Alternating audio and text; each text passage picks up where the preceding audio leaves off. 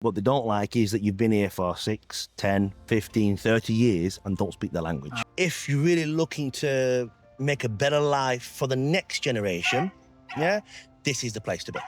Coming to Spain, the first, let's say, 2 years is going to be very difficult. What would you say is the most important things that they need to think twice about and really consider if they are planning to move to Spain in 2026?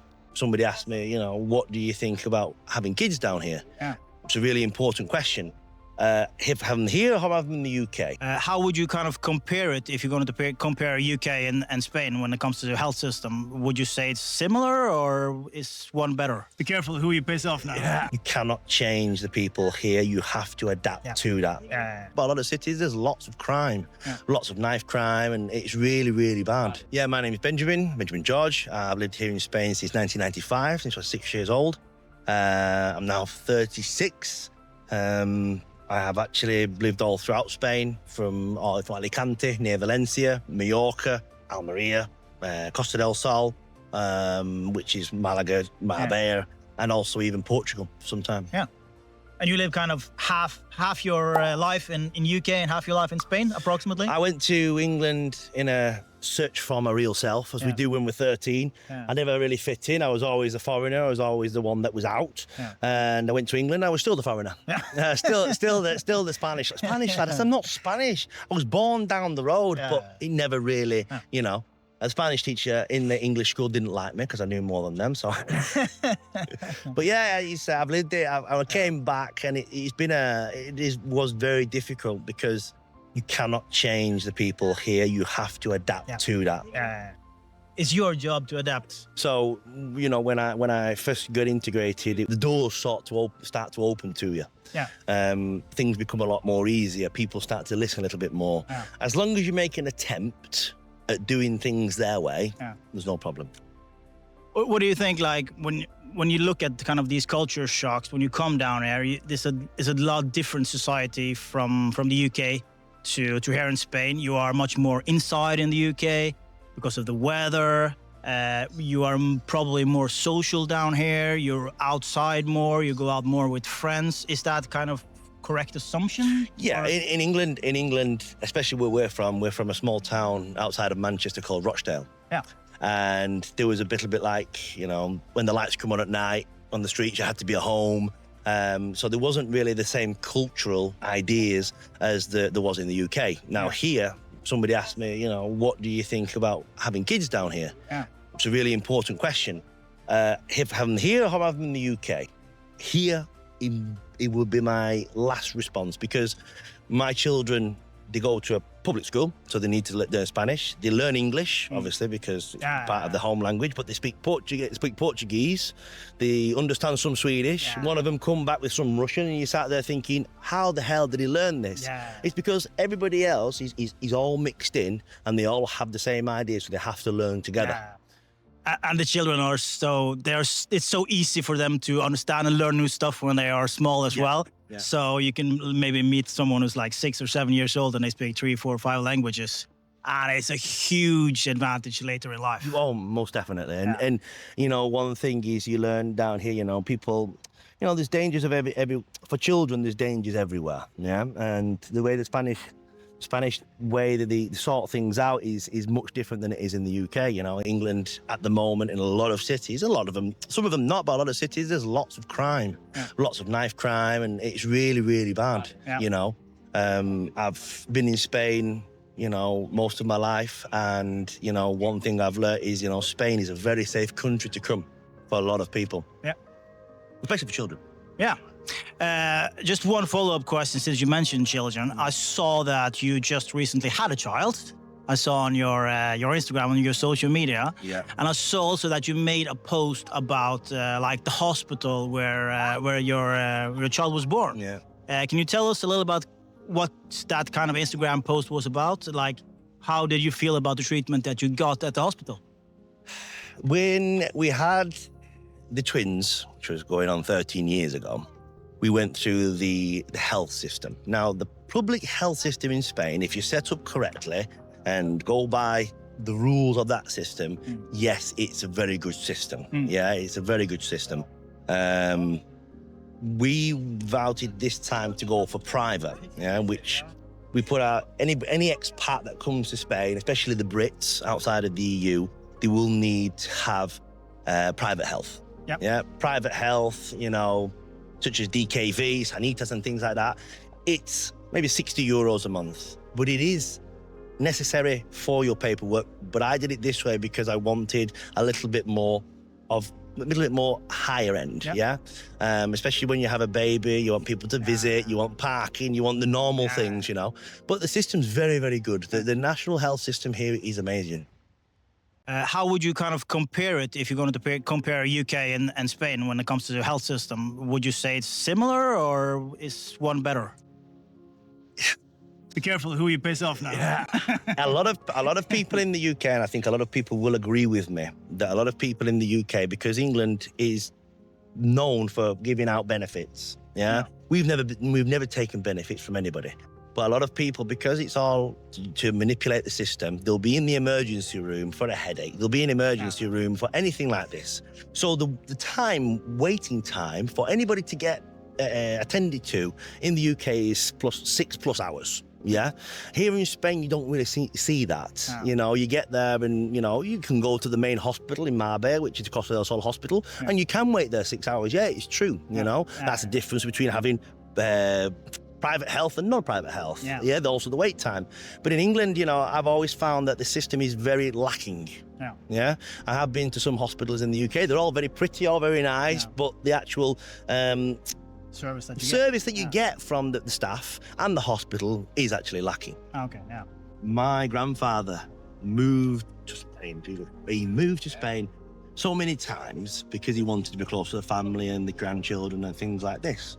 And one thing I will tell you, which is the gospel, he actually got cancer. And he was telling me he was going to the hospital. He says, "Can you please translate?" Because he wouldn't see him if he didn't have a translator. And he said, "I don't feel right." And he's 81 at this point. Yeah. And he said, "I don't feel right." And the woman, the doctor, he said, lives there in Spain now? Or? No, he doesn't live in Spain. I went back. But the doctor said, "Oh, because you're old." Yeah. He said, "I know I'm old." He said, "But," he said, "I don't feel right." She says, "Have a paracetamol." Yeah, this is the answer. Paracetamol is a wonder drug here. Have a paracetamol. And he said, "I don't feel right." And we went about 5 times. There's a private doctor's service here in Costa del Sol, which you might know, it's Helicópteros Sanitarios. Yeah. And we paid for them to have that, and we called the doctor out, and she touched his stomach and went, "Get to the hospital now." Mm-hmm. So basically, he had a tumour in the stomach, cancerous tumour about this size. And the doctor said to him, "You need to go for chemotherapy." Yeah. In Spain, because the law is the way that it is, he got told because of his age, they wouldn't give him chemotherapy because the percentage that the percentage of his life is so much lower than what it is for someone younger. It's crazy. So he went, "So you want me to die?" He said, "We just go into a hospice and you will just fade away." So they went back to the UK and they got on the system, went back to the doctors, they gave him the chemotherapy treatment, and that's 4 years ago, and he's still here. Yeah. I had a similar experience with my father, but that was on, he was just going to the normal doctor here. It was not a private hospital, and he went there several times, and he was feeling worse and worse and worse. They had some problems, of course, with communication and stuff like that. He speaks a little bit Spanish. They tried to translate a little bit with the phone and stuff like that. Mm. And he went back to the same doctor, and he spoke English with the doctor the first time. And he came back to the second time to the doctor, and he tried to speak English. And that doctor, he said, "Nope, we are in Spain. We speak Spanish." Yeah.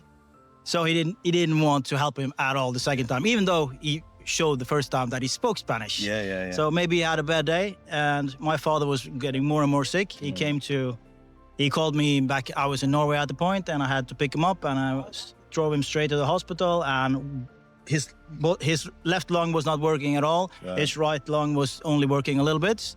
And they said, like, "Okay, if we didn't come here, if you waited a few more days, you probably would have died." Yeah. So, but again, he should probably have gone to a private hospital. So he didn't do everything correct. But again, you can still see that it's not good when a doctor clearly knows how to speak English and he doesn't want to. We spoke with the private doctor from one of the hospitals, and the reason that they didn't want to is because they're from orders from above. Yeah. It's all about cutting costs and cutting expenses for people like that, and they are under order.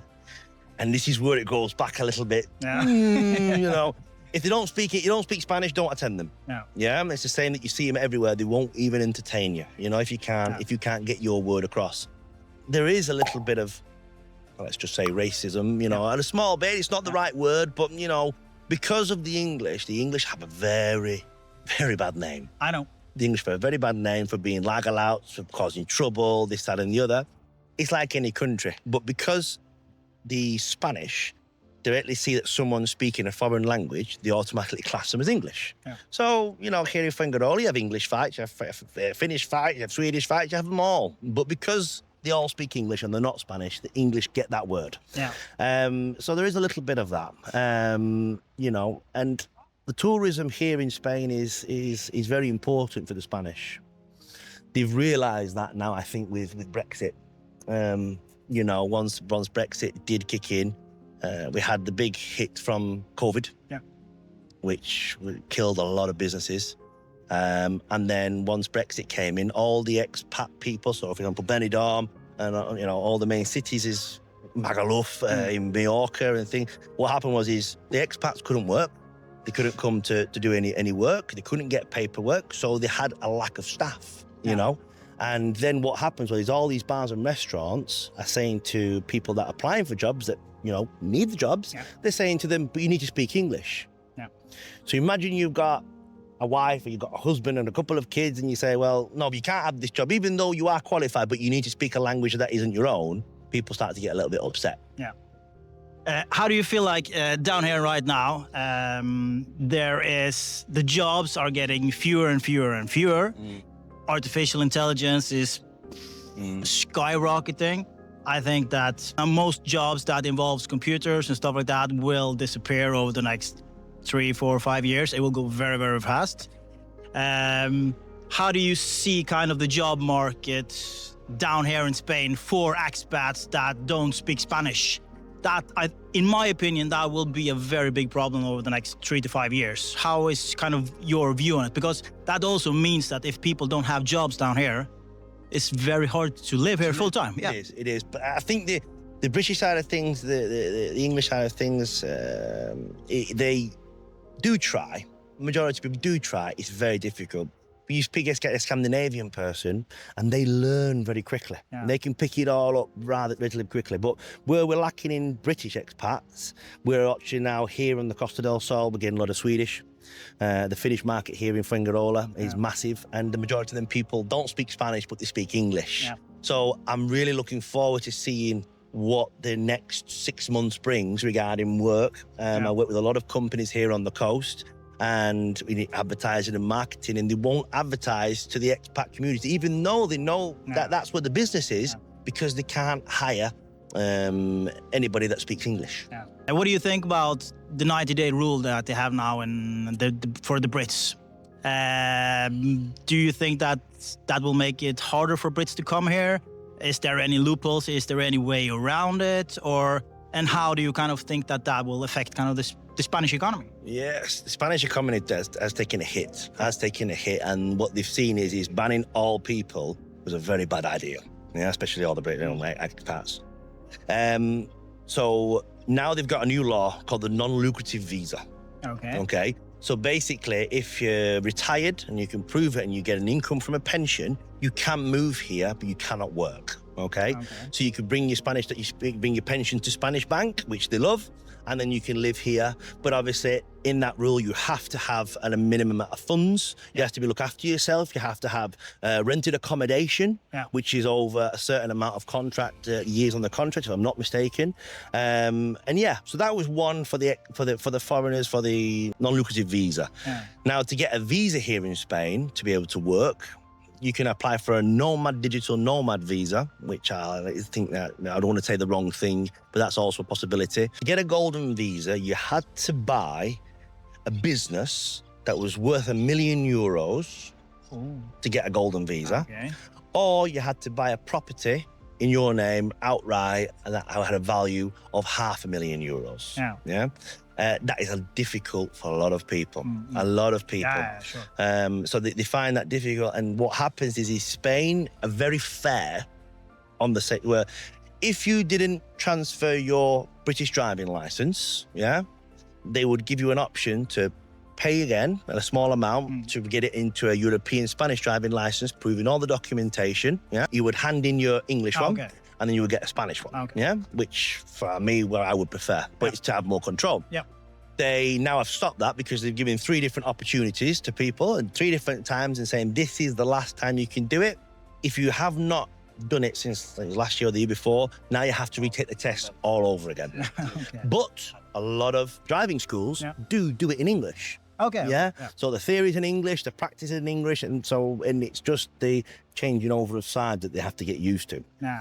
But the same with all the documentation, they give you so long to get things done, and now they're in the sort of frame of mind where, well, if you haven't done it by then you don't respect. It's very interesting to see. There's so many cultural differences, especially maybe even more from Norway to Spain than UK to Spain. And it's very interesting to see all the differences. And I've said in one of my videos, I was talking about like the mañana culture. The Spanish people hate it. But I think also it's kind of a misunderstanding because when I say it, I'm just saying that certain things in this country are moving very slowly. And I think the Spanish people, they perceive it as me calling them lazy. And that's kind of 2 different things because I will not say that the Spanish are lazy, and they are hardworking and they do work hard. Of course, I understand that it's different in maybe Madrid or Barcelona, Valencia, the bigger cities. But down here on the coast, it will be very slow. Like we tried to get someone to fix the toilet because it was leaking down to the neighbor. And one guy came and he smashed everything to pieces and then he left. And he said, okay, someone will come tomorrow. Someone didn't come tomorrow. And the next day someone came and he fixed it and fixed a little bit, and someone else had to come and someone else had to come. And it will take forever to do what in Norway will be done by one person, one day will be done. But I think it's just a lack of like structure, organization, and maybe communication between people or departments or jobs, or there is a few reasons why things are going slow. What is that in your opinion? I think it's all down to culture. Well, years and years ago, what happened is because the afternoons were so hot, they used to have to take a couple of hours off because of the lack of air conditioning, because of the lack of everything. They take a couple of hours off. The siesta. During the course of the day, just to really regain, structure and not work during the heat. As you know, it can get very hot. But I find the same thing. I probably am any salesman's worst nightmare. Because if, for example, I have a client that wishes to purchase a car, and I got all the documentation because you need a lot of documentation to purchase a car. And last Thursday, I sent it off to him. Friday, he come back to me and said, I'm not working today. This morning, still nothing. I sent him a message, not replied, and I'm on them. I'm on them. I don't let them go. And that's the way that you have to be, unfortunately. Unfortunately. The cultural differences, especially here in the south of Spain, he said, will you do something? They have one saying which is ahora después, which means now later. Which means like, I'm going to do it, but give me some time. You know what I mean? So you have to really get used with that.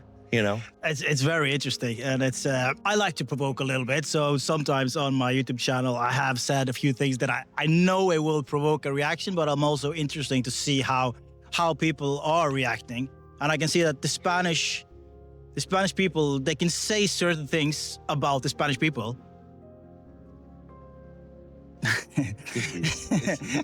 This is. Someone said to me today, he said, if you don't have patience here in Spain, you're going to go absolutely nuts. And I'm like, right, okay. The Spanish people, they have no problem like saying bad things or saying like stereotypical things about themselves. But if someone else say it about them, they are not fine with. But that's like anywhere. And I'm sorry to say, it's if you go around and this is their country. I'm an invitee in their country, so I'm gonna abide by their rules. They can say what they want. They can say what they want, but I can't. I think it's a bit like that in England as well, though. Yeah. Politically correct. Yeah. You know, we have to be politically correct, and they don't have to be so much. Yeah, it's funny because they can make fun of themselves, but they will not accept if someone else say exactly the same thing. That's not fine. Exactly that. You know, but it's one of them things that you have to get used to. Yeah. It's one of them things. You know, the world is not perfect, and you're not going to change a whole society. You know, it's very difficult. It's very difficult, but you just have to have thick skin. Yeah. What would you say to let's say we have a lot of people from the UK now watching. Right. What would you say is the most important things that they need to think twice about and really consider if they are planning to move to Spain in 2026?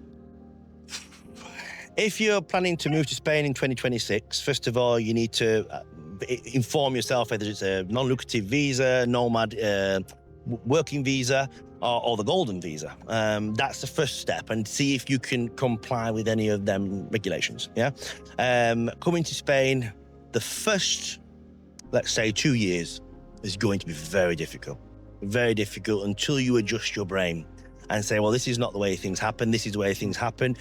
One thing that really frustrates the life out of me is everybody from their own country said, well, it's not like that in England. No. It's not like that in Sweden. It's not like that in Norway. But you ain't in Norway. No. You're not in Norway. No. You chose to move to a country where things are relatively cheaper. Yep. Yeah? There's no benefit system unless you've paid into it.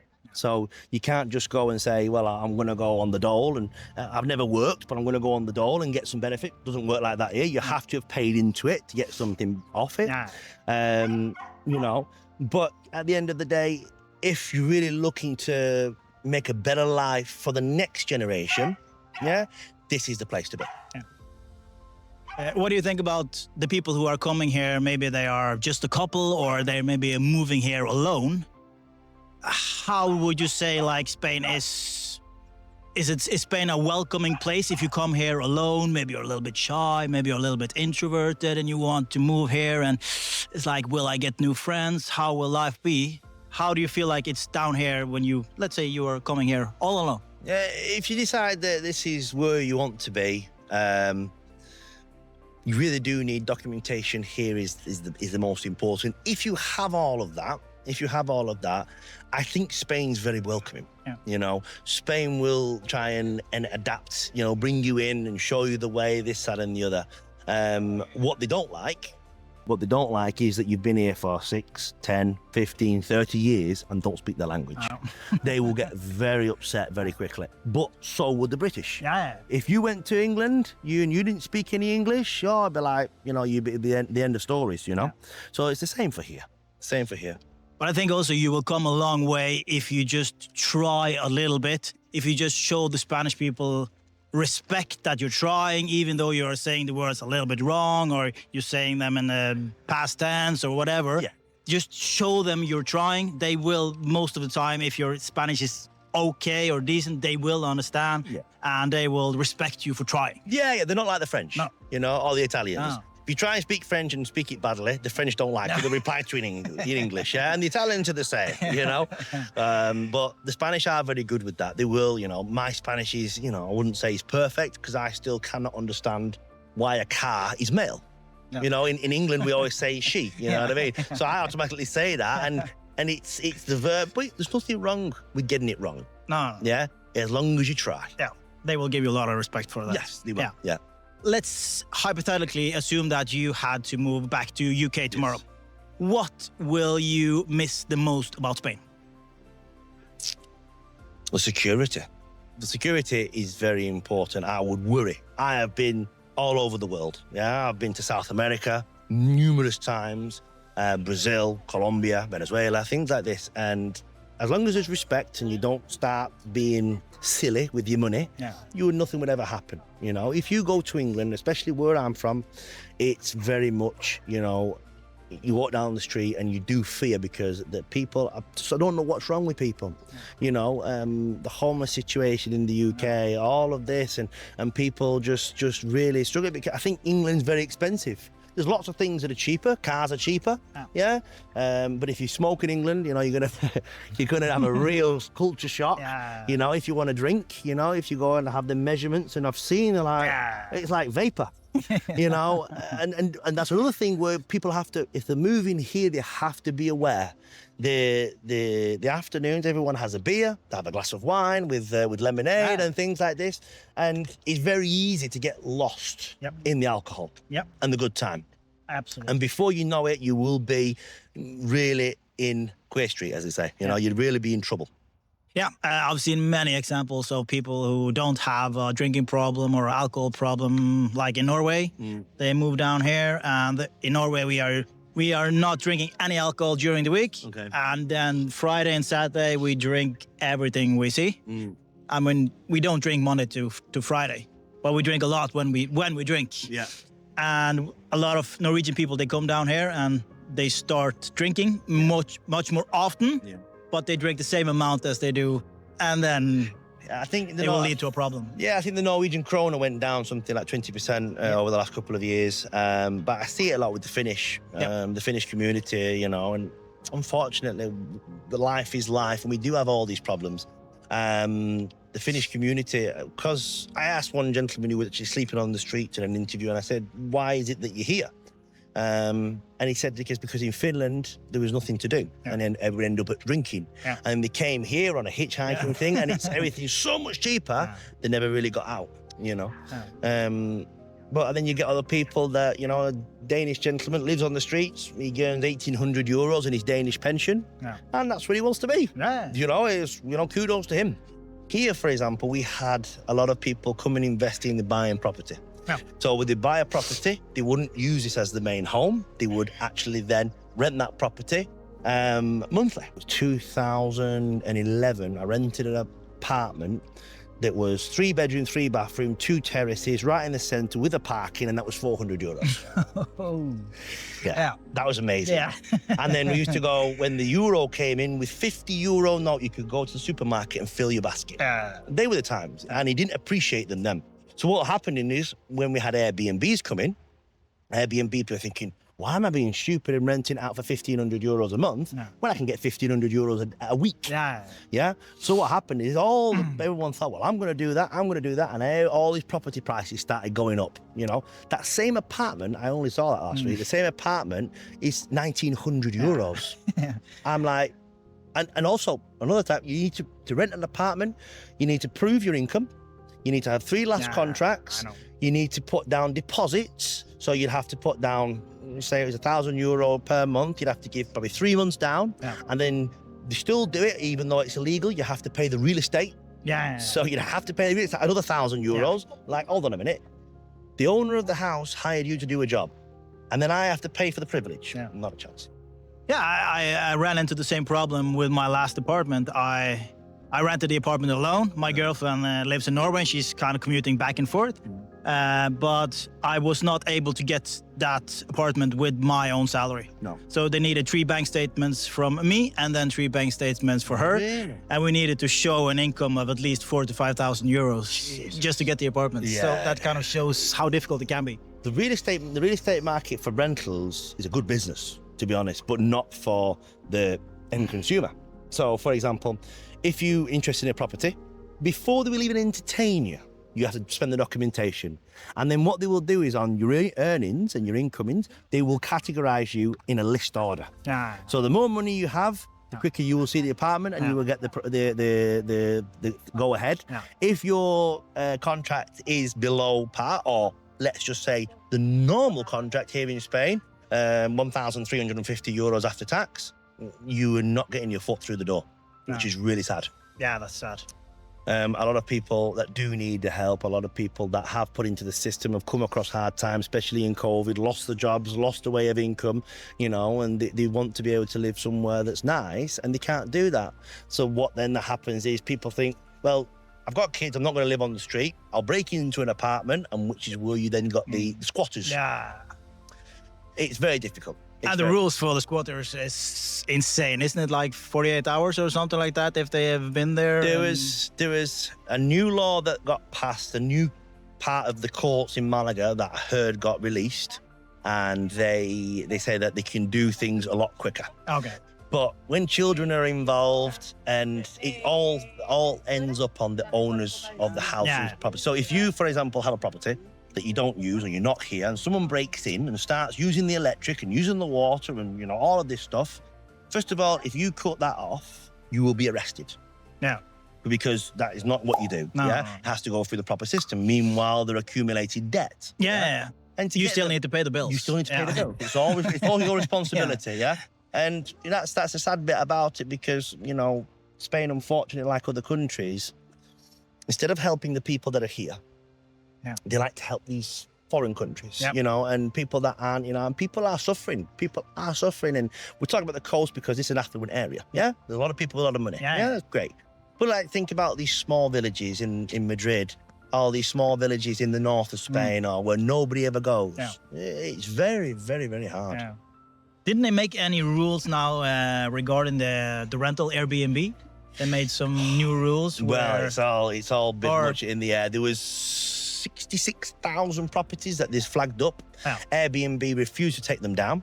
Okay. So what they're doing now is to have a special inspector, a special type of police that go around and make sure that you're up to standards.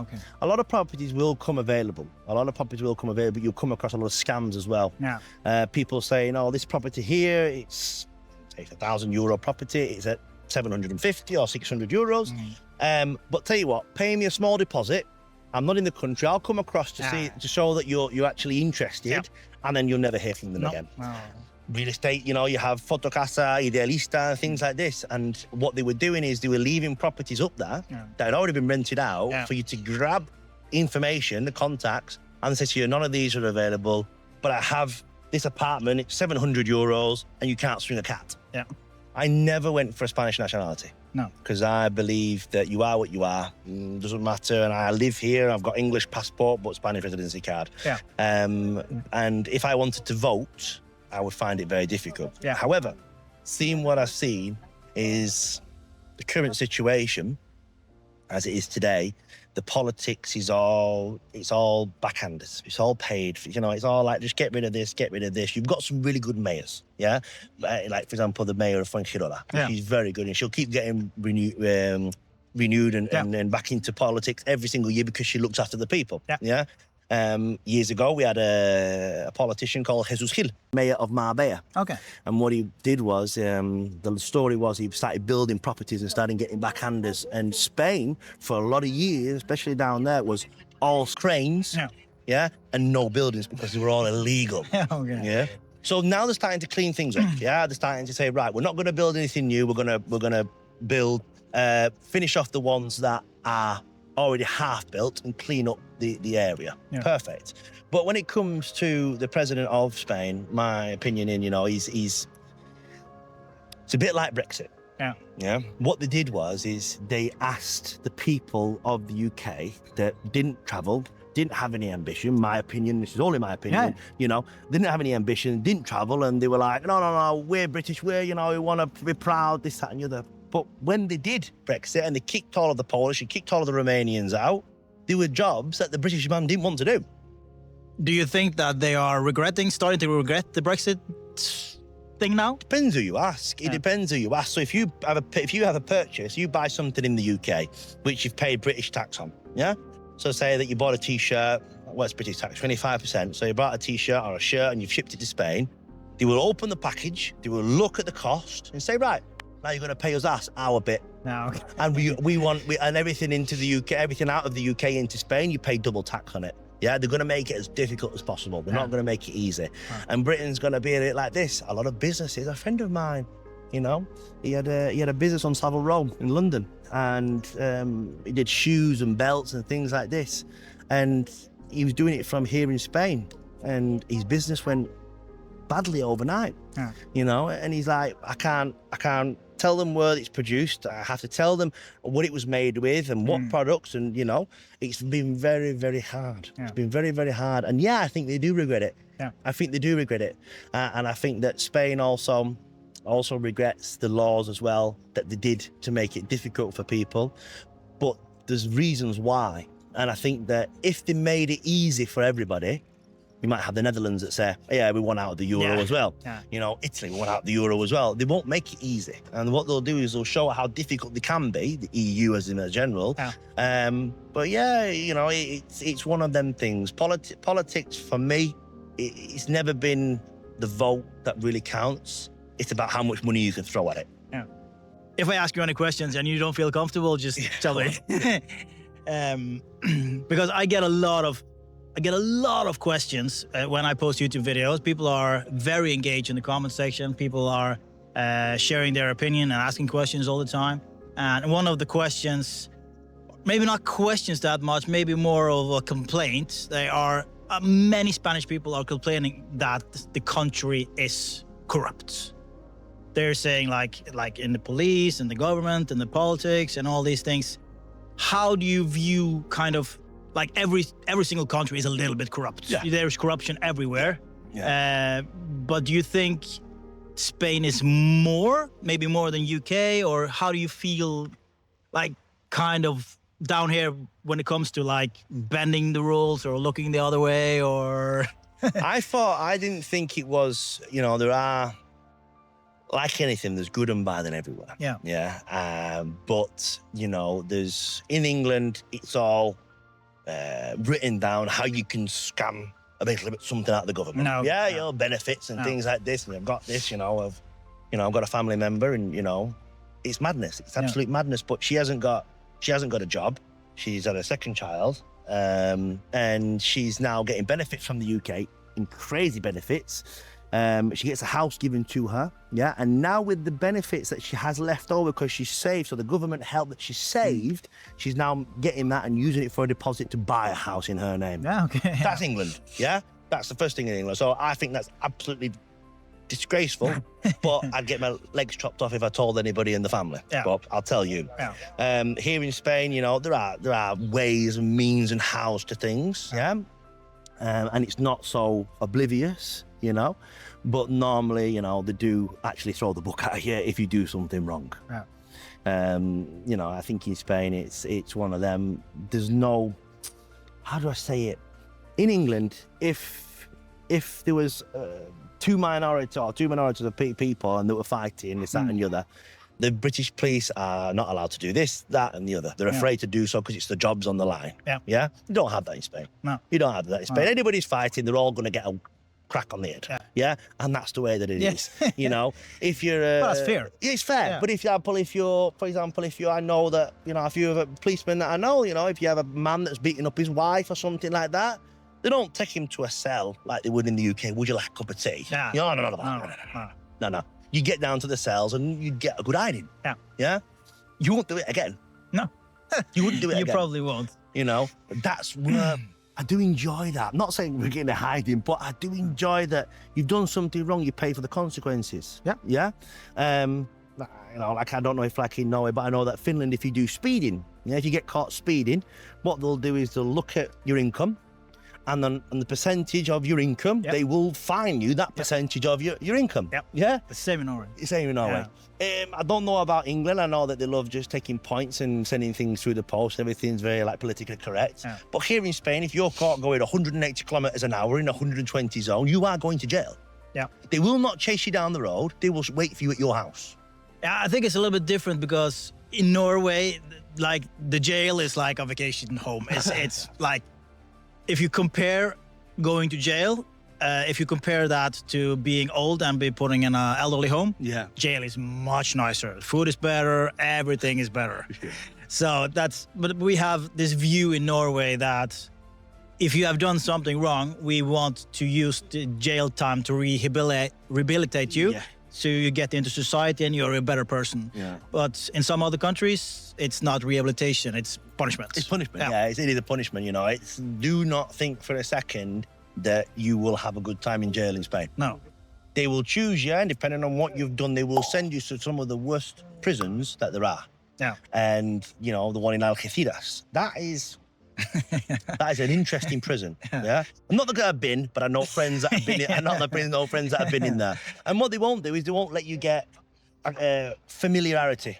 So what they'll do is, a gentleman that I knew was drunk and disorderly and he hit a policeman. So the court said, right, you're going to go do 9 months in jail. Yeah. They didn't put him in jail here. They sent him to the back and beyond of Madrid. Yeah. Okay. Put him into a cell and said, okay, now you wait here. And then one day they just opened the door, middle of winter, freezing cold, no jacket, no nothing. Opened the door and said, ciao. Go. Okay, no. And he had to walk 15 kilometers to be able to get to a town. They don't care. Okay, but that's kind of good because we need a kick up the ass. We need punishment. We need something to. We can't just. Not everyone can be rehabilitated as well. You know, you need to want to do it. You need to want to. I understand that some of the laws may be strange, or some of the punishment may be a little bit extreme. Yeah. But it's like anything. It's like in Thailand, if you're caught with drugs, you go into prison. You do 20 years, and it's not a prison that you share a cell with one cellmate. No, there'll be 60 people, and the top dog gets the best bed. You know, and that's the way that it is. It's here. No. So they're on the lake, they're in a bit of kayaking, playing football, and it's all, everything's been kept really nice, you know what I mean? And I think that is, you know, you could walk down this trip, you know, and with your family, and it's very, very nice. It's very inviting. Not like I get in the water. No, it was a complete mess here after the storm. Yeah. But just after a few days, it's all cleaned up. So it's very good. You know, taxpayers' money here, it does really well, you know, and it is something that, you know, you think, I could let my kids play, be safe. I could let them not have any troubles, But these are all the benefits, you know, of Spain, you know what I mean? Alcohol was made to me when I was a kid very widely open. I had the same idea with my eldest child, and I said, if you want to drink, have a beer with me, not a problem, you can do it. When you forbid somebody to do something, what they will do is they will go and do it more behind your back. British drinking culture is a massive thing, because it's so expensive in the pubs and clubs, they'll get absolutely, all right, saying the right word before swearing, they'll get as a newt, as we say, drunk as a newt, and then that causes fights because it's just overabuse of alcohol intake. But you don't get that here. You know, you might get a little bit rowdy, you might get a little bit over the football and things like this. You know what I mean? But I think Spain has a lot to offer on that front. You can also see now with Spain is one of the countries that is kind of maybe on the verge of legalizing marijuana. I see there's a lot of signs all over with weed shops and clubs and stuff like that. But I think it's like somewhere in the middle now. It's not legal and it's not illegal. No, it's somewhere in between. I think the law on cannabis is you can't buy it, you can't sell it, but you can have it on you. If you have it in your house, it's okay. If you grow 2 plants in your house per person, that's fine. Anything else is classed as cultivation. Intent to distribute. I've never seen someone stoned off marijuana having a car crash or getting into a fight or anything like that. Alcohol is a much bigger problem. It's the door to the universe. To the door to the universe of everything else. You know, America did it well. You know, they tax people on it. Great, tax them on it. Make it, you know, take away that stigma of it being illegal. Because a lot of people will start to open up and start to try different things. But a lot of people, they might have a smoke. A lot of people that we know, you know, especially in the Dutch, but the other people in Spain, they instead of having a drink, they'll have a smoke. And no one ever gets any trouble. You know? Guy had 1 joint and mass murdered people in school. That doesn't happen. You know what I mean? No, I think you get more chilled and more relaxed if you smoke a joint, and if you drink alcohol, you can do crazy things and you don't even remember what you did. That's right. But then that's great. I love that. I love that saying. You know, was you know, in England, you see these shows, and I actually did have an English partner at once. The once and only time, it will never happen again. I promise. But I was drunk. What does that mean? What do you go and say that in a court of law? I've had a few beers, I couldn't remember. It's all right because I couldn't remember. No, that doesn't work like that. You can't really use that as an excuse. No, you can't. But they do. They get away with it a lot, you know what I mean? But they do get a lot away with, I was drunk. I don't remember, so it didn't happen. So everything's hunky-dory. No, thank you. I used to live in Costa Blanca. And in Costa Blanca, there's a huge Norwegian community. There's like 10,000 Norwegian people there. And there is certain groups in Facebook and stuff like that, and they are complaining about the Spanish supermarket don't have Norwegian groceries. And it's like, do you understand that you are the foreigner here? You came to this country, it's your job to adapt. It's not Spain's job to adapt to you. It's madness because you have like an English supermarket called Iceland. and they sell olive oil from Jaén. Yeah. And I think it's for a small thing like that, something like €9. Yeah. €9. So, and people go in and say, oh, it's deluxe or luxury olive oil. It comes from down the road. But they do actually have good fun with it because it's paid tax in Spain, it goes to the UK, it pays tax again, it comes back into Spain, it pays tax again, and then you're paying for it. Where €9 could get you 50 litres, you're paying for a little bottle. This is the craziness about it, you know. You've got to realise that this is not southern Spain. My dad always said, this is not southern Spain, this is northern Africa. Yeah? So the idea of what you have to do is you have to adapt to the way that they are. Yeah? The tomatoes are green. This is crazy. I've never seen green tomatoes, but they buy green tomatoes or black tomatoes. You know what I mean? And everything's a little bit different. But you will find that, you know, the Spanish way of living, it can become addictive. It become addictive because you have this thing. I don't know how to explain it. It's a little bit like an energy. I'm never going home. No. And I'm actually, today my feet are actually cold, but I could imagine in England now, you know what I mean? It's actually raining, it's drizzle, it's snow, it's sleet. No, thank you. No, thank you. You know, I'm taller than everybody, so I feel it before it hits me before it does everybody else, you know? I want to make like interviews like this, and I want it to be very real. I don't want it to be like something fake, or it's just like asking you all boring questions. And I want it to be, I want us to have honest and open conversations. We should be allowed to have opinions. You should be allowed to provoke a little bit. You should be allowed to. If we can't have open and honest conversations, how can we go anywhere? The thing is, I think in England, unfortunately, I have the way of thinking is I say it as it is. And people say, well, you can't say that, it's offensive. No, there's a difference. Because you're offended doesn't mean it's offensive. No. You know? If you're offended, that doesn't mean that you are right and I'm wrong. That's right. And because people stand up and say, well, you can't say this about that person, you can't say that about that person, but it is what it is. You know, a cow's a cow. You know, if it walks like a duck, quacks like a duck, it's a duck. You know, and a lot of people in the UK, they're afraid to speak up because they get the legs chopped from underneath them. Hey, I'm gonna have lights. So but no, if you are looking to move to Spain and you want to do it from the UK, which I'll give you this information in a moment, there is a company that finds your ancestors. Majority of English people actually come from Ireland. So what they will do is they will search back in your history, find the relative, and then what they will do through that relative, link it to you, and then you can apply for your Irish passport. Or it's the same if you're Italian or German or Austrian. They will do that. So it's but I'll give you that information so you can plug it later. Perfect. Okay. Very nice. All right, my friend. Very, very good. Lovely speaking to you. You too, man.